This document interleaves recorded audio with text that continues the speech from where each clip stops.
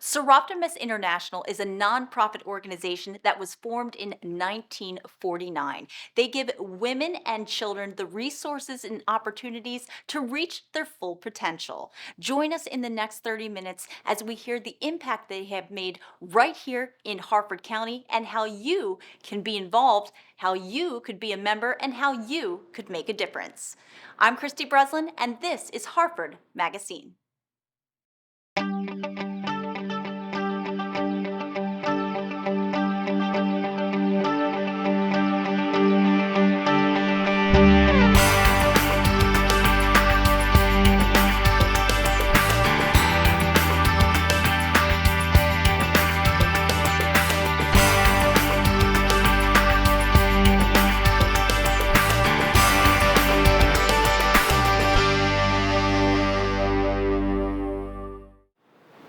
I'm joined with Julia Downer. She is a board member here at Soroptimist International. She has been a member for 29 years, and she's here to tell us all about her experience and why it could be a good experience for you. Hi, Julia. Hello. I'm glad that you're having me here, and I'm happy to talk about Soroptimist. Now, Julia, what is a Soroptimist? What does that mean? Soroptimist is an international organization of women working together to improve the lives of women and girls. We're worldwide. We are in 120 countries and territories. We're divided into what they call federations. For example, there's 5 federations throughout the world. We belong to the one in the Philadelphia area, which is Soroptimist International of North and South America. So that's still kind of self-explanatory. That's what their cover.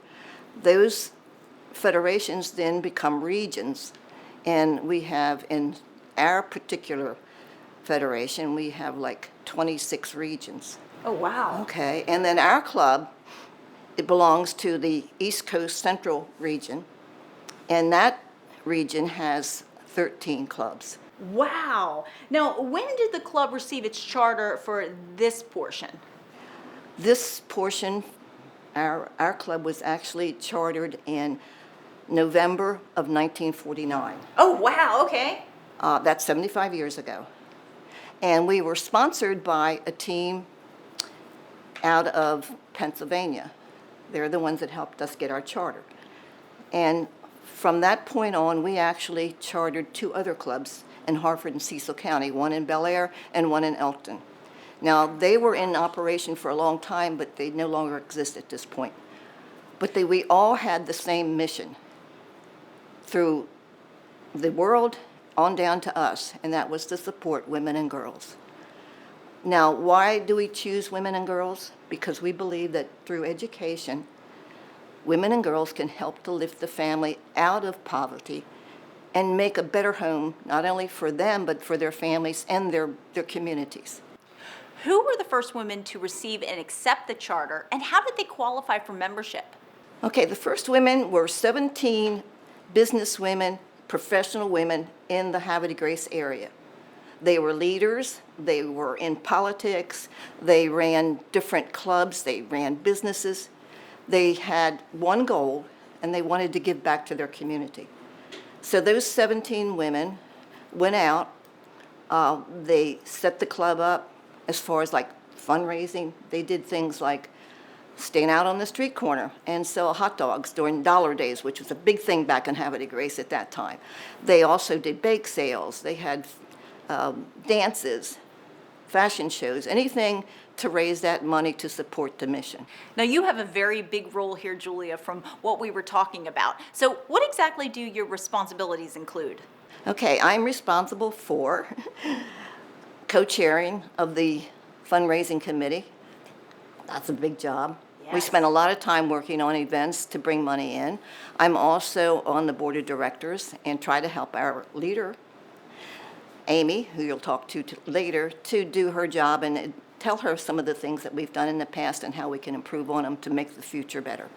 So, Julia, tell me, what is the best part of being involved for you? Being involved with a great group of women who work together to try and improve the lives for women and girls.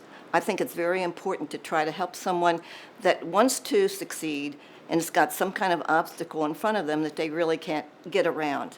And so we're there to try to help. And by helping them, we're just helping their families, we're helping society, and the goal is to have a better world. Now, you mentioned this briefly, but what is BGAP? BGAP is a fairly new program, and it's called Big Goal Accelerated Project. And the goal is actually to try to eliminate obstacles for women who want to go to college, who want to go to a training school, or who want to improve their lives through some kind of educational program. But they face different obstacles. You know, they may not have the money, they may have trouble finding someone, for example, if they're a parent, take care of their children while they go to school. They may not be able to know how to apply, and we'd help them with money so they can go to college, or they can take a training course, or maybe get a certification in a certain program. Julia, thank you so much, and congratulations on 29 years, and from what you told me, it'll be 30 in November. You're welcome, and I've been happy to hear you and talk to you today. Well, it's been a great experience, and coming up next, we're going to find out more about Soroptimist International and how it could be a good fit for you.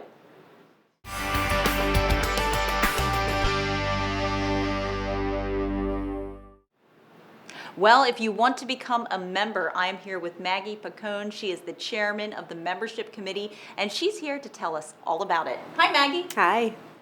How does Soroptimist International promote awareness to welcome and attract new members? Well, really, anytime we go out into the community, we are trying to spread the word about what Soroptimist does.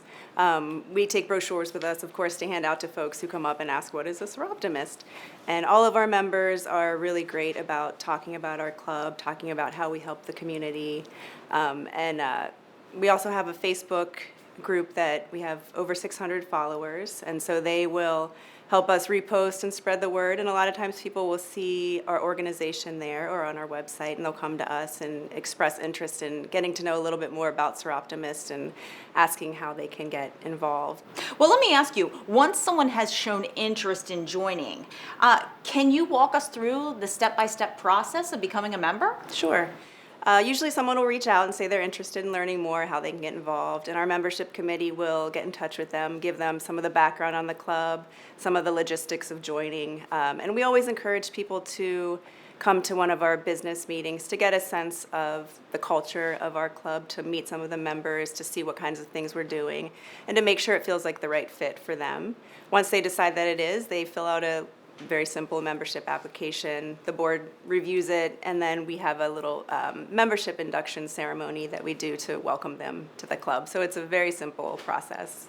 Now, we know effective communication is absolutely crucial. So what methods do you use to communicate with members? I mentioned we have our monthly business meetings, so that's one of our biggest ways of communicating. We get our whole group together. We get to update everybody on what's going on with our various committees, what volunteer opportunities are coming up, kind of talk about, review what we've done in the past, and it's just a great chance for everyone to get together to understand where we're going. We also have a members-only Facebook page that we use for communication, so that gives people the opportunity to share things that only our members will see. And then, of course, we are, constantly sending out emails to keep people updated and text messages, and so we have a lot of different ways to communicate, but I think we're pretty good about doing that and making sure everybody can stay informed and know what's going on within the club. Absolutely. So what kind of characteristics and qualities typically define someone that's a Soroptimist? We have a really wonderful, diverse group of women. We have some ladies who have just had babies and are new moms. We have women who are becoming empty nesters and women who have been retired for 20, 30 years. So it brings a lot of wonderful, diverse skills and talents to the group. But I think the one thing that everybody has in common is that they're very passionate about our mission, women helping women. We want to do our best to support the community, to help women to achieve education. We act as mentors to young women. And so that's a characteristic that everybody has within the club. And if anybody's interested in learning about Soroptimist and becoming a Soroptimist, if you have a passion for helping women, it's really a great organization. Maggie, thank you so much. What a great organization. Hopefully we'll get some members out of this. So coming up next, we're going to find out how to raise the funds and also what scholarships are available. Stay with us.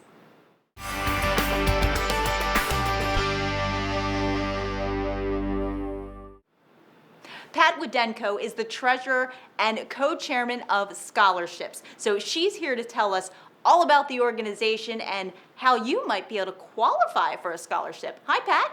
Hi, Christy. Now, Pat, you said there's a lot of different types of scholarships available. Can you elaborate on that?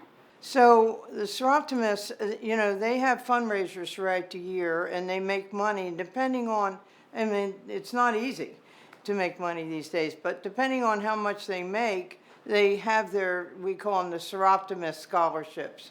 And it may be 1, 2, 3, and their academic scholarships are based on need, and also this year we added technical. That was important, technical schools. So we have those, and then we have private donors, people who give money to us and allow us to choose from. We probably have 50 applications each year, but they allow us to choose their recipients. And then we also have family members of members of Soroptimists that are longtime members, and their family give money in their memory. Now, Pat, besides the private donors, what other ways do you raise money? We have raffles throughout the year, different ones. Some of them are online. Some of them we do at First Friday. Anywhere we can go and put together a raffle. We had one that was a wheelbarrow of cheer. That was a big one. That was very successful. So we try very different things to see what's successful. Like I said, it is not easy today to raise money, particularly after COVID. So we're always trying to come up with new ideas. Now, Pat, is there a certain criteria that needs to be met for the applicants? Their GPA score has to be 2.5. Each of the different types of scholarships and awards, some have different criterias. We have a private donor.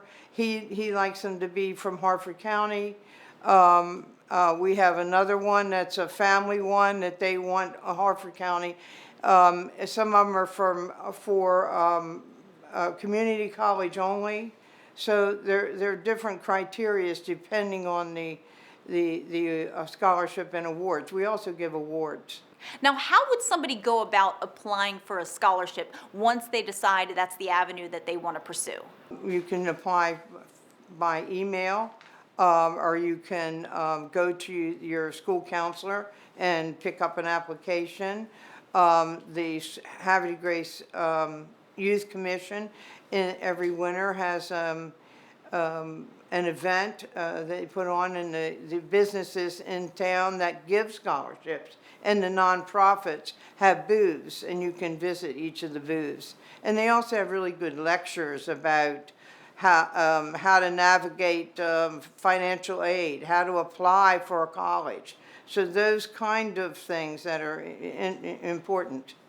And we also have signature programs that or where we give away money and help the girls. Now, what would you say are the typical amounts awarded for scholarships? So do they for vary? our regular scholarships, it's $1,000 to $1,500. Wow. And we give 6 to 7 a year.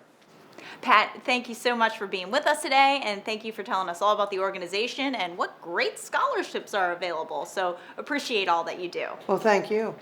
Well, coming up next, we're going to hear more about the organization and the importance of community outreach. Stay with us.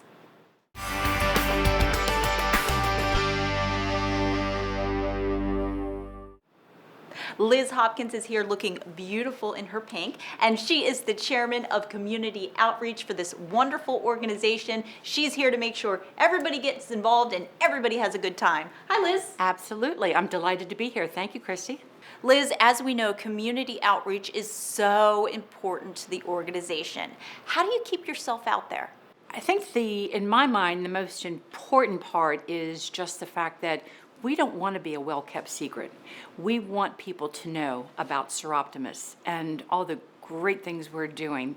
It's kind of like, it's like giving yourself a little pat on the back, but we don't do it for that reason. We do it because we want to do it. We want to help women out there who maybe just, for whatever reason, just, took the wrong path and just need a little bit of help getting back on track. Well, it sounds like such a great group of women, and there's so many activities that we have briefly talked about, but tell us which one you are most proud of. Well, I joined Soroptimists about 1.5 years ago, maybe 2 years, and I was quickly asked to help out with the community outreach, and from there we put on a senior ladies lunch. And when I talk about it, when I tell people about it, I really do get excited, and the responses I get are just incredible. We had 12 ladies from local senior centers, ladies that maybe wouldn't have had an opportunity to get out a whole lot. Maybe they don't have a lot of family members around for whatever reason. And we had the group from Soroptimist. We picked them up. We brought them to a very nice local restaurant. We had a wonderful lunch, and we pampered them with swag bags and gift cards and flowers. And I had one lady remark to me, the only time I get out is to go to the doctor's, and it just made me feel like, oh, we need to do this more often. So we are doing it again this year. Oh, So that's really the one I'm most proud of. What would you say the main goal or the mission of the committee would be? That's a great question, Christy. And, I've thought a lot about that. And I feel like it's just bringing women in our group. We have so many talented women tapping into, the different things that they know and can do and their ideas, and really making things happen. So, Liz, what's the best part of the committee? The people? Yeah. Good answer. Yes, absolutely. It's, I have learned so much from this group, and I can't say enough about the friendships that I've made. This is going to sound so corny, I know, but I have not met one person that I do not like. I really and truly enjoy everybody in this group. They're just a neat bunch of ladies. Liz, thank you so much. It just sounds like such a great organization, and the most important part is you're doing good things in the community, and you're having a lot of fun doing it. That we are. So coming up next, we're going to hear more about why you should join this wonderful organization. We're going to talk to the president and secretary next.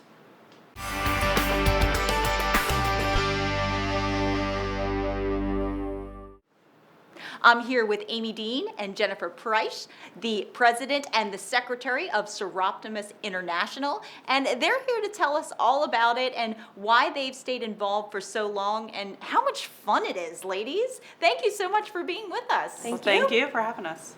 How did you first find out about Soroptimist International of Havre Grace? Well, it was after COVID, and I wanted to start getting involved again.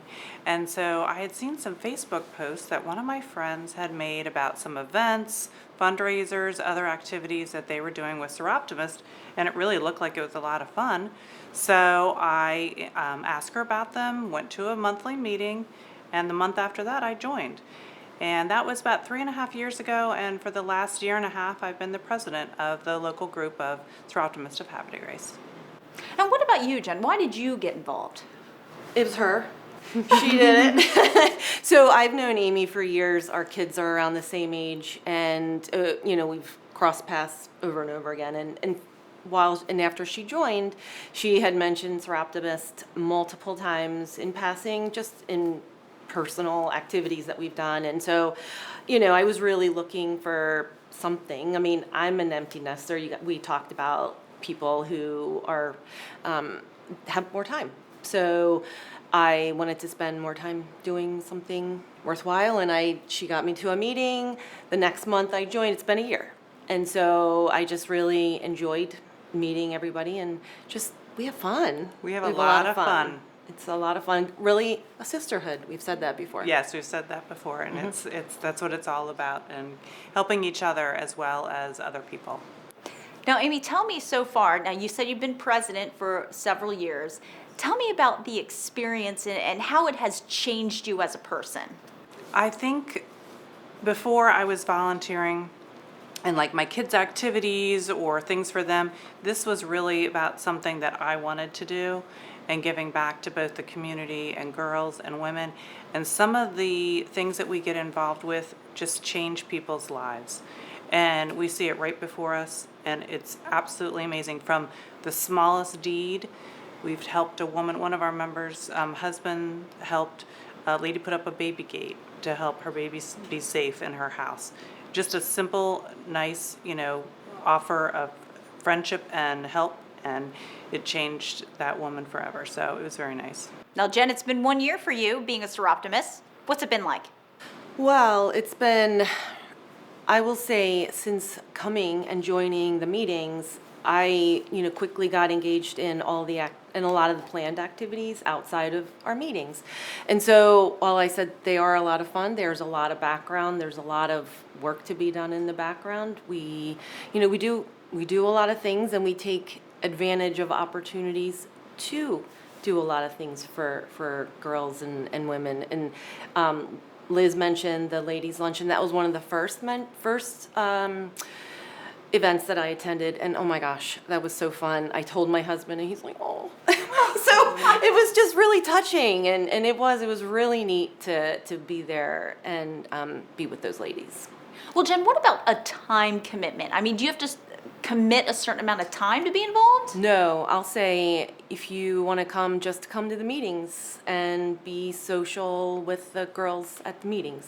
That's a 1 hour commitment a month, or it's really up to you. If you join committees, those committees, as they ramp up toward scholarship time, you're going to be spending a lot of time with Pat and Julia on all of those activities, and Deb, all the time that they spend as you get closer. Like, one of the things that I'm on is one of the signature programs, Live Your Dream. And when we selected the award recipients, we probably met for 5 or 6 hours leading up to picking those recipients. So, and then we have our dinner for them as well. So, I mean, it's just up to you. There's no time requirement besides we ask you to attend the meetings. I love up to you. That is fantastic. So, Amy, what do you tell people when they say, what is it like to be a Soroptimist? Well, first of all, it's just an amazing group of women. That's kind of been the theme that you've heard from a lot of our members, but it's just an amazing group of women who are so passionate about what they do to help girls and women, and we're also friends. It's a diverse group of women. We range from the 20s to the 80s, so you learn something from everyone because there's 4 different generations there. It's quite amazing. I learned something from every single one of them, and every single person in that group has a can-do attitude. And I think it's infectious, and it makes everybody kind of have that attitude. Ladies, thank you again so much. It's so exciting to talk to women like yourselves, women helping other women. And it just seems like being involved with this organization has really helped so many of them out. So thank you for that. Thank you. Thanks for having us. Well, coming up next, we're going to talk to one of the members, Deb. She's going to tell us about why she got involved, why she plans to stay involved, and some of the exciting events coming up. Stay with us.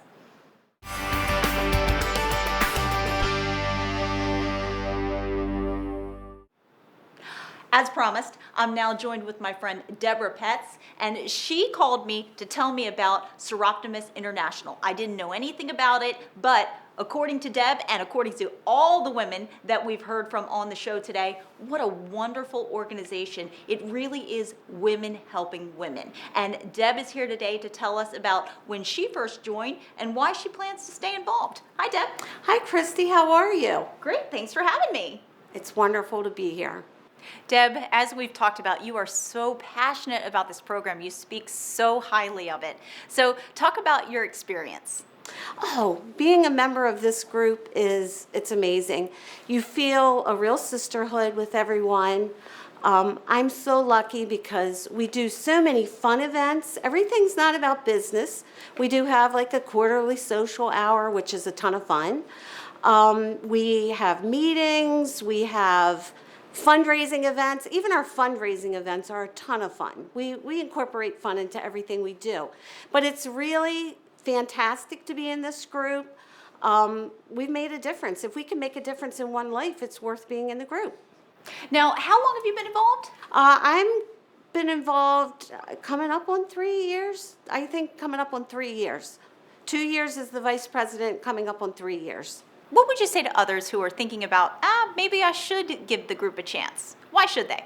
Well, I would let others know that if you have free time, and that might mean just an hour a month, and you want to make a difference in someone's life, we're the place for you. We help each other, we lift each other up, and we really are hopeful that we can lift hundreds of girls up. So tell me about like some Yeah. of your favorite memories. Okay, well, some of my favorite memories. I love the quarter auction that we did. We hosted a quarter auction at Level Fire Hall, and I don't think a lot of our members really understood what a quarter auction was. So it was a little out of control. It was a lot of motion constantly through that 3 or 4 hours, a lot of drinks sold, a lot of quarters thrown in the bowl. So that was a real fun time. And in the meantime, we raised a couple thousand, which was really nice. Another fun time for me was the Ice Festival. We've participated, I think every year they've done it. Last year they didn't do it, or the year before because of COVID, but we came in second place 2 years ago with Betty White. Thank you for being a friend. Because we feel like we're friends with everyone. We don't care if you're men, women, children. We love everybody. We really do. That was a lot of fun, just thinking about it. And another fun thing was the Mardi Gras parade. We'll be attending. We will be in the Mardi Gras parade again this year, I think February 13th. And the last time we were in it, we thought, we're on the ball. We've got, 1,000 necklaces, 300 candy necklaces. We're going to be in good shape. We didn't come near to the end of that parade. We were out of everything. There were so many people, but we had so much fun. We had a ton of fun decorating, dressing up with our mask and everything. And we're going to be doing it again this year. Only this year we're better prepared. We have more necklaces. I have candy necklaces, popcorn balls, skull suckers. I bought all kinds of stuff for it. So we're ready for you, Havre de Grace. So Deb, for somebody that wants to get involved in all the amazing activities like the Mardi Gras, the Ice Festival, how do they get more information? How do they sign up? How do they become a Soroptimist?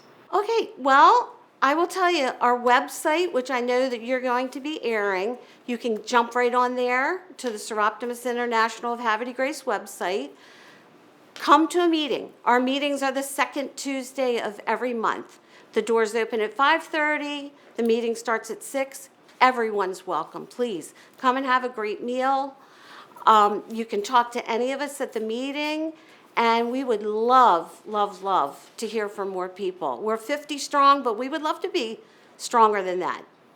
Thank you so much, Deb. It sounds like you've just had some wonderful memories and more wonderful things to come for Soroptimist International.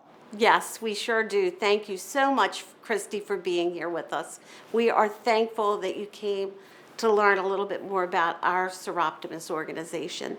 Oh, I really am. I'm so glad that we were here today. And as you've learned from the show today, it really is all about women helping women, giving back to the community, helping others, even scholarships, awards, you name it, they have it. It has been a wonderful organization for so many women, and hopefully you could be one of those women. You can look at the website listed on the screen to get more information, and believe me, it's an experience you don't want to miss out on. I'm Christy Breslin. See you next month on Harford MagaScene.